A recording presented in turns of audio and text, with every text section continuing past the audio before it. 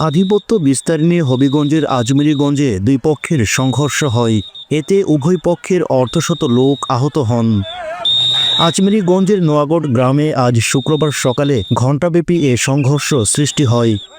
স্থানীয়রা জানান, নোয়াগড় গ্রামে আধিপত্য বিস্তার নিয়ে শাহজাহান মেম্বার ও আক্তার মিয়ার মধ্যে বিরোধ চলে আসে। এর জের ধরে আজ সকালে উভয় পক্ষ দেশীয় অস্ত্র নিয়ে ঘণ্টাব্যাপী সংঘর্ষে জড়ায়। এতে উভয় পক্ষের প্রায় অর্ধশত লোক আহত হন। আহতদের বিভিন্ন হাসপাতালে চিকিৎসা দেওয়া হয়। এই সংঘর্ষের ঘটনার খবর পেয়ে পুলিশ ঘটনাস্থলে গিয়ে পরিস্থিতি নিয়ন্ত্রণে আনে। বিষয়টি নিশ্চিত করেন আজমেরীগঞ্জ থানার ভারপ্রাপ্ত কর্মকর্তা এবিএম মাইদুল হাসান। ওসি বলেন, ঘটনার খবর পেয়ে পরিস্থিতি নিয়ন্ত্রণে আনা হয়। ঘটনাস্থলে পুলিশ মোতায়েন করা হয়।